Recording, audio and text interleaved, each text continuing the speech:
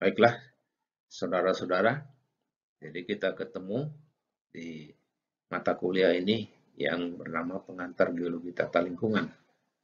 Dan bagian saya adalah membicarakan mengenai air tanah, yaitu sumber daya air tanah. Baiklah, saudara-saudara, apabila saudara mempelajari air ini secara garis besar dibagi dua, yaitu air permukaan, air permukaan adalah air yang mengalir di permukaan bumi. Kemudian yang kedua adalah air tanah. Air tanah adalah air yang berada di bawah permukaan tanah ini. Jadi di sini ada air tanah, di sini ada air permukaan, ini juga termasuk air permukaan. Jadi kalau saudara mempelajari air, baik air permukaan maupun air tanah, saudara pasti akan diperkenalkan dengan yang namanya siklus hidrologi. Ini saya tunjukkan di sini. Jadi siklus hidrologi itu menunjukkan bahwa air itu sebetulnya membentuk siklus. Jadi di sini ditunjukkan, di sini laut, kemudian di sini daratan, kemudian yang pertama adalah evaporation, penguapan. Jadi air laut, kemudian di darat juga dari tumbuh-tumbuhan dan sebagainya, dari air permukaan juga itu menguap. Menguap kemudian membentuk awan di sini. Awan ini kemudian ditiup ke daerah pegunungan, kemudian di sini berubah menjadi hujan atau salju. Nah, air yang turun ini disebut sebagai air meteorik. Air meteorik ini sebagian itu mengalir di permukaan, membentuk air permukaan. Di sini tunjukkan sungai ini.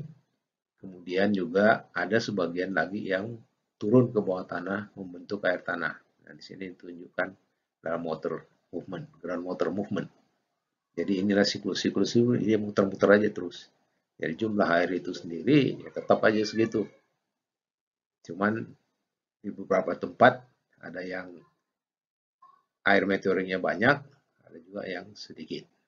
Jadi ini saudara perlu memahami. Kemudian di sini dituliskan solar energy. Jadi energi yang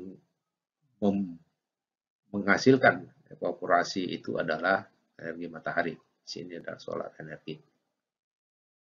Di sini saya tunjukkan aplikasi dari pengetahuan kita mengenai air tanah.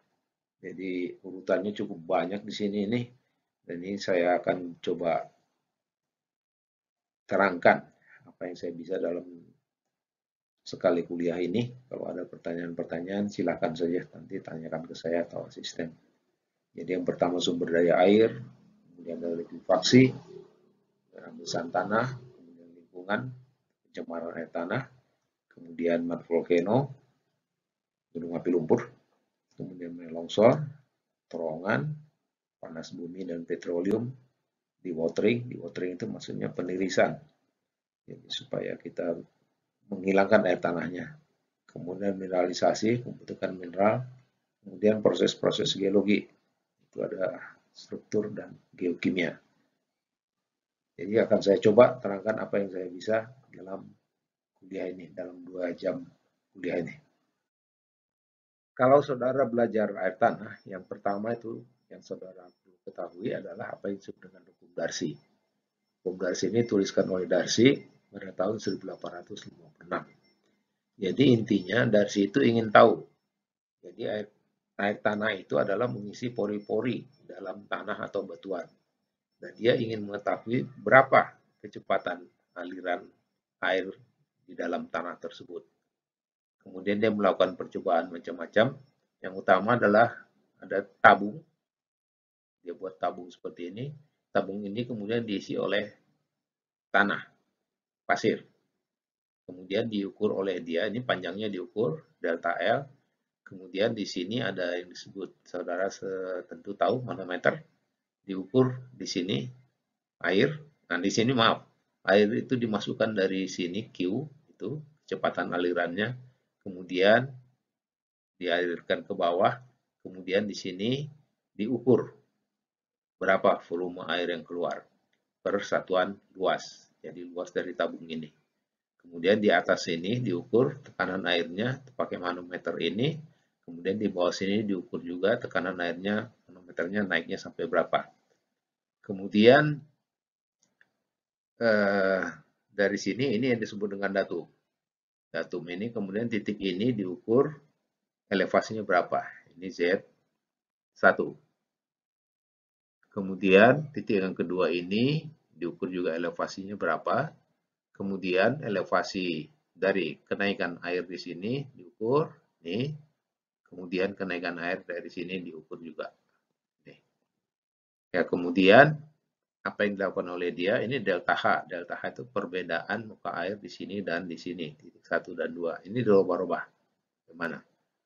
Kemudian setelah itu dia ukur, air dimasukkan, kemudian diukur yang masuk berapa, yang keluar berapa, kecepatannya diukur.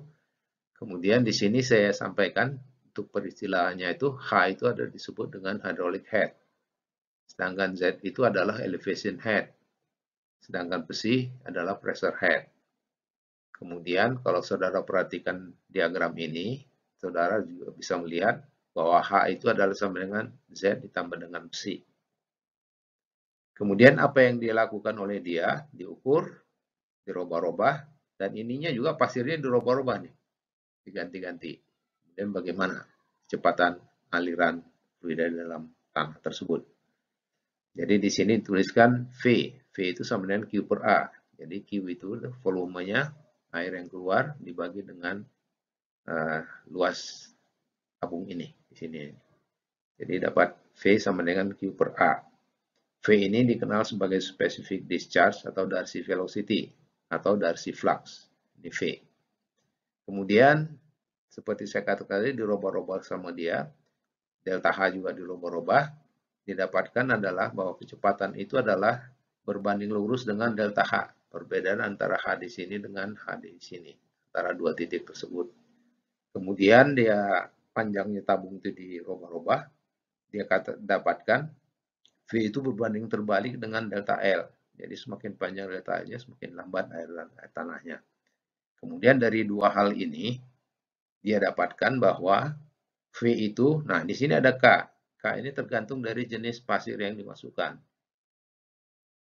Nanti akan saya ceritakan lebih lanjut K ini apa.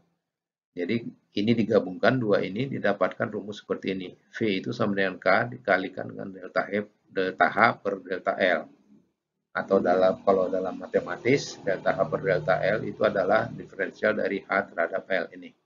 Jadi V itu sama dengan K dikali diferensial dari H terhadap L. Nah, di sini analisis unitnya, tunjukkan di sini, Q itu adalah volume persatuan waktu, nih, L pangkat 3, T minus 1. Kemudian A itu adalah luas, L kuadrat. Kemudian V itu adalah kecepatan, jadi L, jadi panjang persatuan waktu. Kemudian L kecil di sini adalah L, jadi panjang. Kemudian H itu adalah L juga, itu tinggi. Kemudian K besar itu adalah LT minus 1. Minus 1 di sini. Jadi inilah intinya rumus atau hukum Darcy tersebut adalah ini. Atau ini. Kalau saudara senang matematik, ya inilah. K itu adalah sama dengan V itu adalah sama dengan K besar dikalikan dengan DH, DL. Jadi dari gambaran yang kita lihat barusan itu kita dapat menyimpulkan yaitu air tanah mengalir dikontrol oleh perbedaan H atau hydraulic head. Jadi air tanah itu mengalir karena adanya perbedaan H, ini tolong diingat. Jadi kalau tidak ada perbedaan H, air tanah itu tidak akan mengalir. Dan secara umum air tanah itu mengalir. Jarang itu yang betul-betul diam. Ya. Jadi ini saya ulangi lagi, H itu sendiri adalah Z ditambah C. Jadi ini saya secara kata-kata, saya tuliskan hydraulic head merupakan penjumlahan dua komponen, yaitu pressure head, C, dan elevation head, Z. Kemudian saya tuliskan lagi, air tanah mengalir dikontrol oleh dua faktor. Jadi yang mengontrolnya itu adalah perbedaan H. Tapi H itu terdiri dari dua faktor, elevasi dan tekanan. Nah, kedua faktor inilah yang mempengaruhi apakah akan terjadi aliran air tanah atau tidak. Dan kedua faktor ini akan berebut pengaruh atau dominasi. Mana lebih mempengaruhi dibandingkan dengan yang lainnya. Kalau mungkin tempat itu Z itu yang mempengaruhi, sedangkan besi tidak. Tempat lain itu mungkin besinya yang berpengaruh, sedangkan Z-nya tidak. Kita lanjutkan diskusi kita, yaitu mengenai konduktivitas hidrolik, yaitu K besar yang saya tuliskan sebelumnya, konduktivitas hidrolik. Jadi ini sebetulnya intinya adalah seberapa mudah fluida dapat melewati ruang pori batuan. Jadi fluida itu, air tanah itu mengalir melalui pori-pori batuan. Jadi ada batuan di mana fluida dapat mengalir dengan mudah, ada juga yang susah. Jadi sebetulnya bukan hanya tergantung pada pori ya, tergantung juga pada jenis fluida. Jadi ini saya tulis seberapa mudah fluida dapat melewati ruang pori batuan. Jadi sebetulnya dia bukan hanya fungsi dari pori batuan, tapi juga tergantung dari jenis fluida. Ini. Jadi medianya dan fluidanya. Jadi dua faktor ini yang mempengaruhi apakah fluida itu dapat dengan mudah melalui media tersebut. Di sini saya tuliskan K besar itu konduktivitas hidrolik, satuannya adalah satuan kecepatan L per T. Kemudian ada K kecil. K kecil ini disebut permeabilitas, satuannya L kuadrat. Jadi ini adalah properti dari medianya. Kemudian rho, nah di sini kita masuk, rho itu sebetulnya rho dari fluida. Jadi tergantung fluida yang melewati media tersebut. Kemudian G itu adalah satuan percepatan gravitasi. Kemudian di bawahnya lihat di bawah sini ada viskositas. Viskositas dinamik fluida, satuannya adalah M per LT. Kemudian yang penting diingat di sini adalah, nah ini menunjukkan, jadi K besar itu adalah fungsi dari fluida, jenis fluidanya ini dan ini. Kalau ini bisa dibilang konstan, ya. Kemudian juga dipengaruhi oleh K kecil. K kecil ini adalah properti dari media tersebut, dari batuan atau tanah. Jadi kita lihat di sini. Nah ini ada di bawah, ini saya sering menggunakan contoh. Kalau kita punya pasir, kemudian kita lewatkan air, kemudian itu yang pertama. Yang kedua kita lewatkan oli. Nah, mana yang lebih cepat? Nah, itu tentu lebih cepat air. Oli itu karena dia punya viskositas yang tinggi, maka oli itu akan mengalir dengan lambat.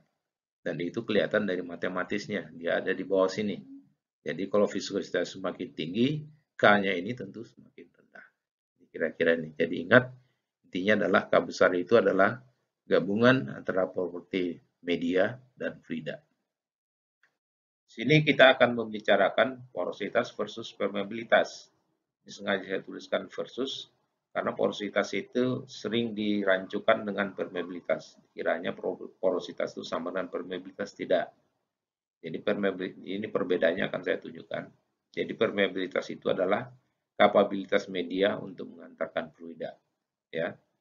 Kemudian kalau porositas itu sendiri itu sebetulnya hanya perbandingan volume.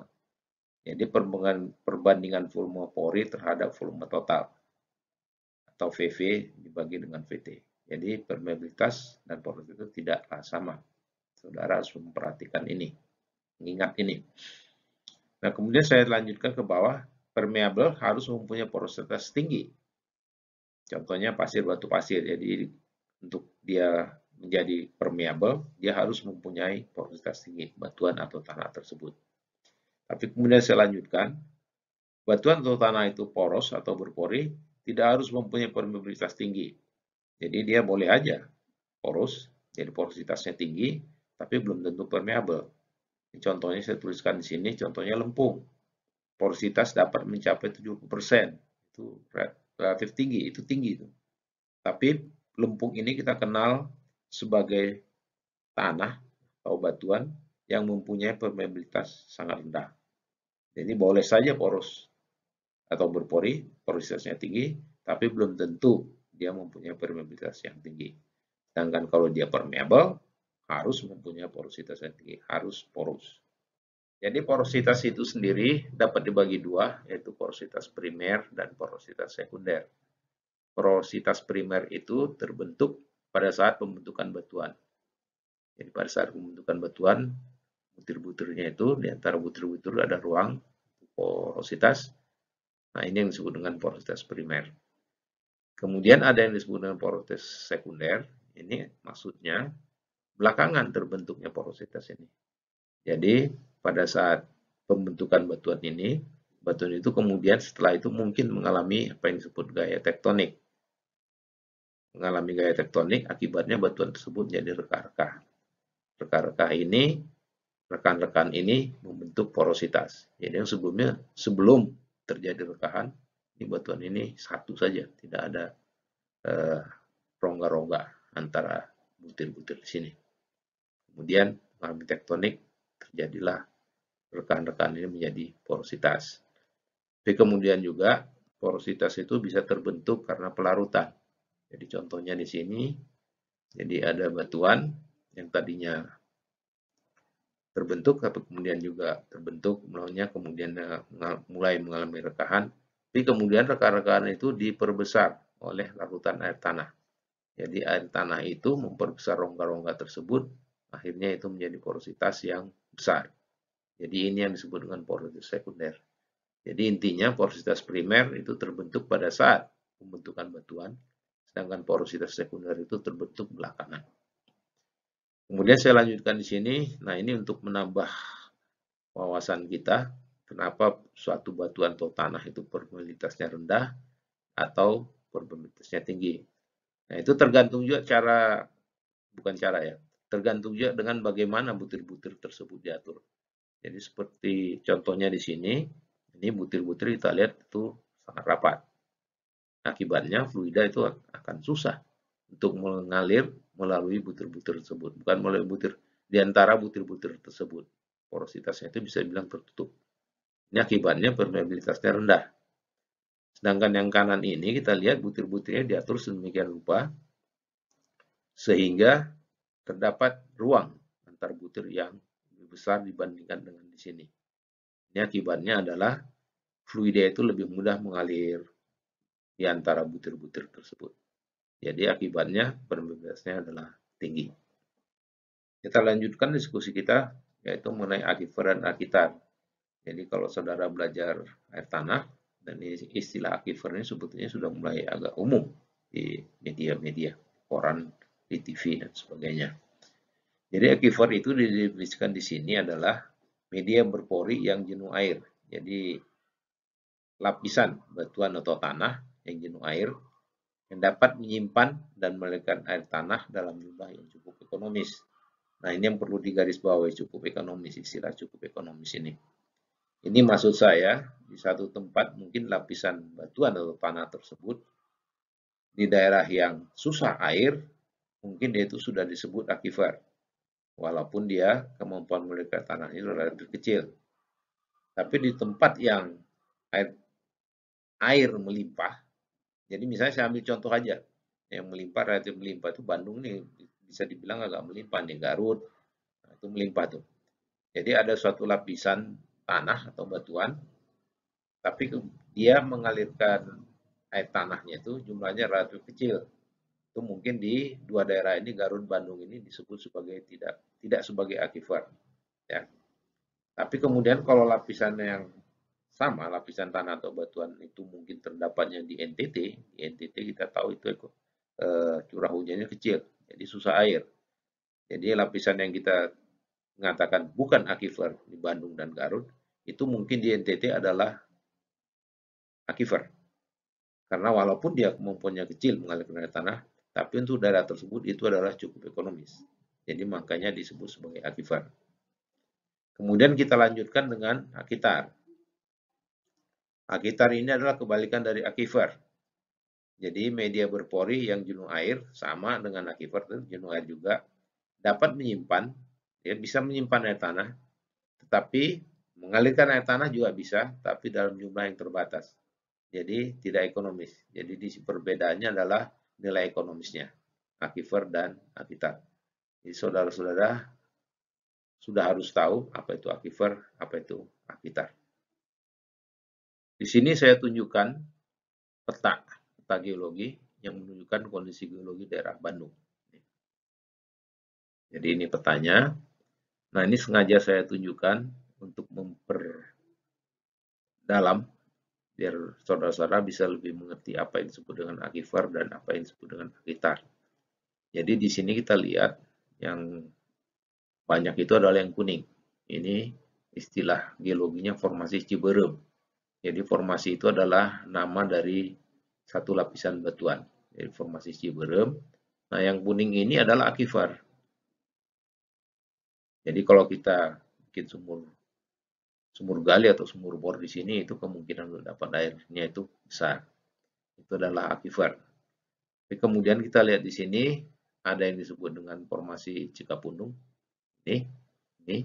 Nah, itu akitar. Jadi kalau kita pemboran air atau sumur gali, di situ kecil kemungkinan untuk mendapat air tanah, mendapatkan air. Kemudian ada yang disebut formasi Kosambi. Nah, ini formasi Kosambi. Ini mungkin saudara-saudara pernah mendengar endapan danau. Inilah endapan danau itu. Jadi ini daerah Bandung. Ini formasi Kosambi. Nah, formasi Kosambi itu dominannya adalah lempung. Jadi dia bisa disebut akitar. Tapi di dalam lempung tersebut ada sifat-sifat batu pasir. Jadi saudara jangan kaget kalau ada orang melakukan pemboran di daerah formasi Kosambi ini. Nah, kalau kita perhatikan pemboran hasilnya itu di dalamnya itu, di dalam lempung itu ada terdapat pasir-pasir, itu yang bisa menghasilkan air. Jadi intinya dia itu bisa disebut semi lah, semi akitar. Jadi yang penting itu adalah ini akitar, ini akifer, maaf, ini akifer yang kuning ini disebut dengan formasi Ciberem.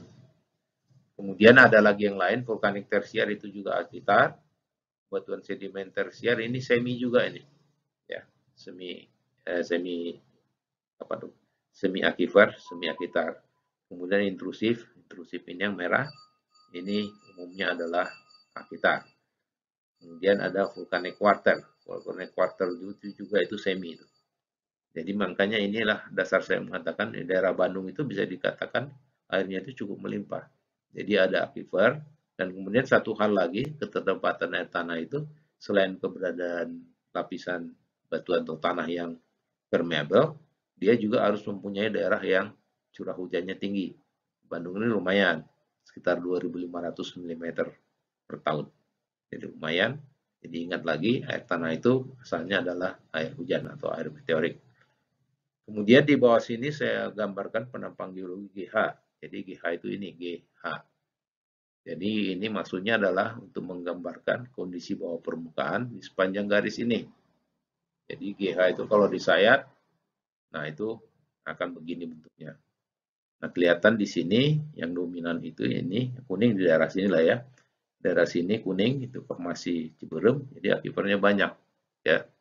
Jadi ini Bandung, kota Bandung, ini Batu Jajar, kemudian ke arah ke sini ke arah utara adalah ke arah Cimahi. Itu akifer banyak di situ. Kemudian makin ke bawah ke selatan. Mungkin saudara-saudara ada yang tinggal di daerah selatan. Daerah selatan itu yang dominannya itu adalah formasi Kosambi. Jadi kalau di sini dilakukan pemboran atau sumur gali, kemungkinan untuk dapat air tanahnya itu kecil. Sedangkan di sini adalah kebalikannya, air tanahnya bagus di sini. Ini adalah peta hidrogeologi daerah Bandung. Jadi sebetulnya peta yang sebelumnya kita lihat itu peta geologi Bandung. Nah, itu implikasinya terhadap kondisi hidrogeologi bagaimana. Jadi ini adalah kondisi hidrogeologi daerah Bandung. Jadi di sini yang saya keluarkan tanah atau batuannya itu hanya 3, yaitu formasi Ciberem, formasi Kosambi, dan formasi Cikapundung. Nah, ini aja lah yang paling penting untuk diskusi kita bicara mengenai kondisi hidrogeologi. Jadi ini adalah akitar, sedangkan ini adalah akifer, dan ini adalah semi akifer. Kemudian yang biru di sini tadi, maaf saya lupa menyebutkan, ini adalah saguling. Jadi ini air permukaan.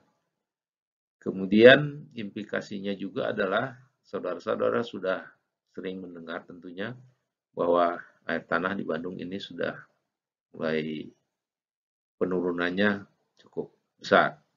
Sehingga caranya untuk menambah air tanah itu adalah dengan membuat apa yang disebut dengan resapan buatan atau artificial recharge. Jadi recharge buatan.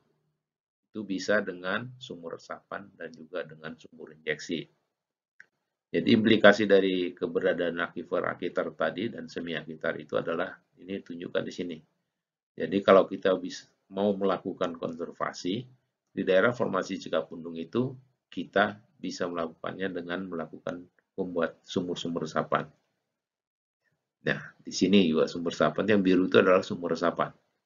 Jadi kalau deformasi Ciberem itu sumber resapan saja. Sumber resapan itu artinya air tanah, airnya itu dimasukkan, air meteorit dimasukkan secara gravitasi. Sedangkan kalau kita bekerja di daerah formasi Kosambi, kita harus melakukan sumber injeksi. Ini maksudnya airnya itu tidak bisa dengan gravitasi saja, tapi harus diinjeksikan, ditekan, supaya masuk ke bawah. Jadi kita ingin mengisi formasi Kosambi ini, seperti saya katakan tadi, ada simpan-simpan batu pasir. Nah, batu pasir ini mau kita isi, tapi kita harus melakukan injeksi untuk bisa mengisi batu pasir tersebut. Dan ini sebetulnya saya tunjukkan lagi di sini juga penampakan yang sama dengan yang sebelumnya. Ini adalah formasi Ciberem yang saya sebutkan tadi. Ini sumber resapan. Jadi formasi Ciberem kita sumber resapan saja. Dan sumber resapan itu jauh lebih murah daripada sumber injeksi. Itu harus diingat.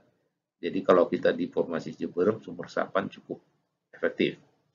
Kemudian kalau kita bekerja di formasi Kosambi, itu harus membangun sumur injeksi. Seperti saya sebutkan tadi, sumur injeksi itu relatif mahal. Jadi ini peta dan penampang ini menunjukkan implikasi dari kondisi geologi yang ditunjukkan sebelumnya terhadap kondisi hidrogeologi. Sekarang kita masih tetap membicarakan aquifer. Aquifer itu dapat dibagi dua, yaitu aquifer yang pertama itu aquifer tidak terkekang atau aquifer bebas, bahasa Inggrisnya unconfined aquifer.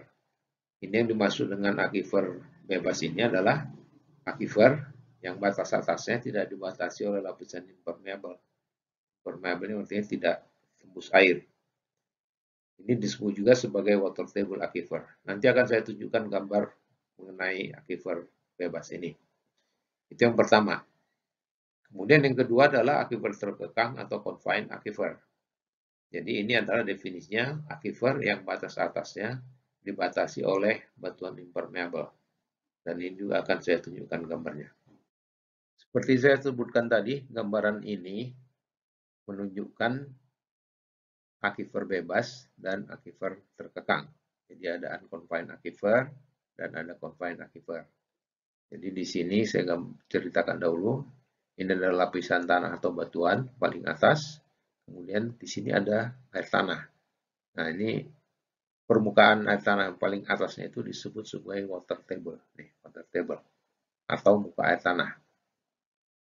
Kemudian kalau kita perhatikan, ini adalah aquifer, ya. Nah, ini perhatikan sih, ada aquifer, ada aquitar, ada aquifer lagi, ada aquitar. Jadi yang dimaksud dengan unconfined aquifer itu adalah yang paling atas ini. Jadi kalau kita lihat ini terdiri dari aquifer. Aquifer ini di bagian atasnya tidak ditutupi oleh aquitar. Dan ini membentuk yang disebut dengan aquifer bebas atau water table aquifer. Ini dia.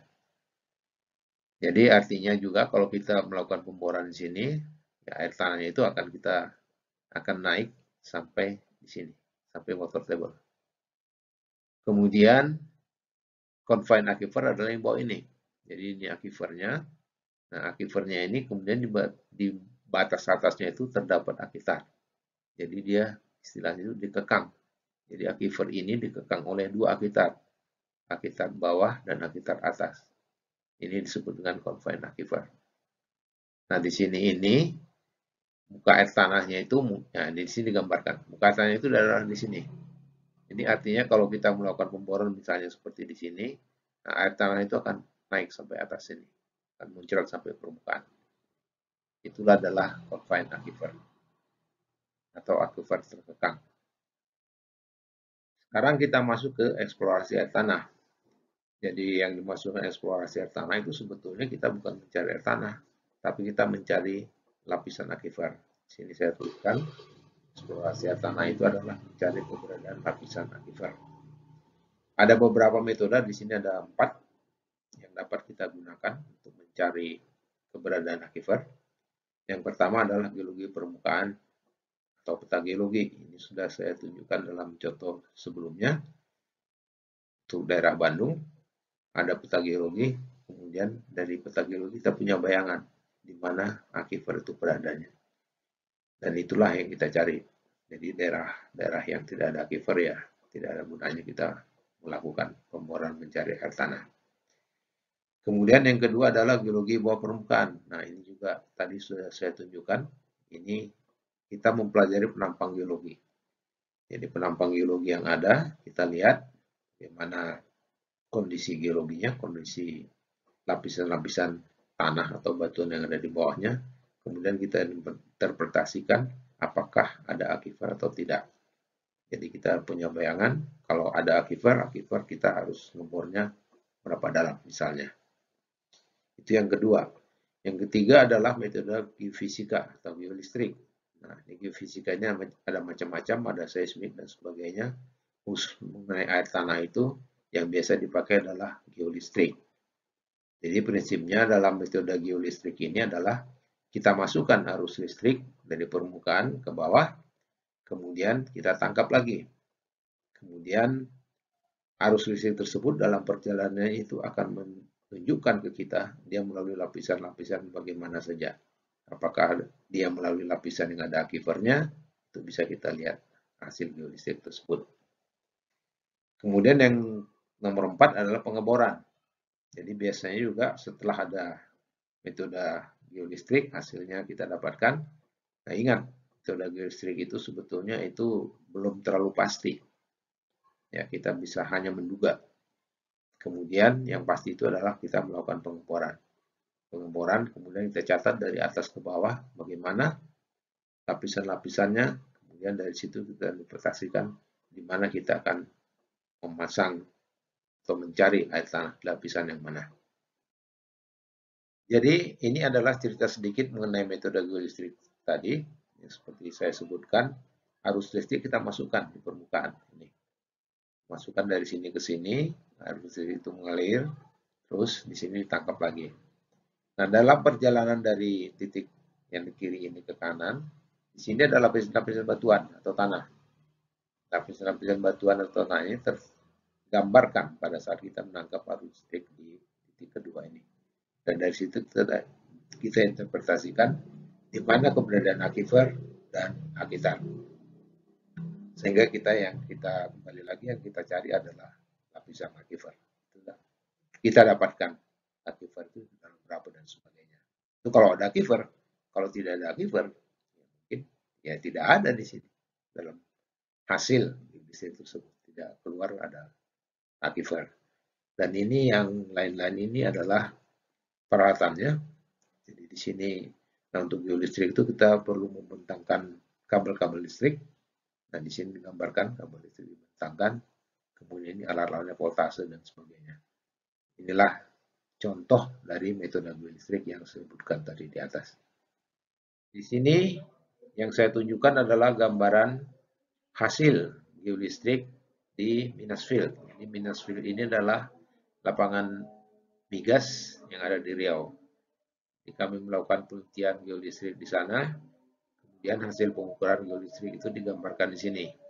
Jadi untuk kasus ini ada 26 titik dari GL01 sampai GL26. Jadi masing-masing itu menunjukkan hal seperti ini. Jadi ini adalah angka-angka resistivitas. Jadi daya tahanan listriknya beginilah penyebarannya. Kemudian setelah itu diinterpretasikan apa artinya itu. Jadi jenis tanah atau batuan yang bagaimana yang digambarkan oleh sebaran resistivitas yang ini. Dan di sini diinterpretasikan secara umum ada dua jenis tanah atau batuan di daerah ini, yaitu yang hijau ini adalah lempung, sedangkan yang kuning adalah pasir. Ini semuanya digambarkan di sini 26 titik ini gambarnya. Jadi di sini dituliskan log geolistrik ini adalah hasil daripada geolistrik. Satuannya itu daya tahanan listriknya itu ohm meter.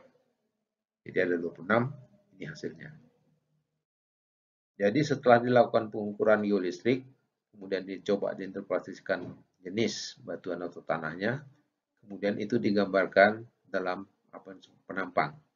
Jadi dalam kasus ini, hasil-hasil geolistrik itu digambarkan dan diinterpretasikan dalam penampang CC aksen di sini.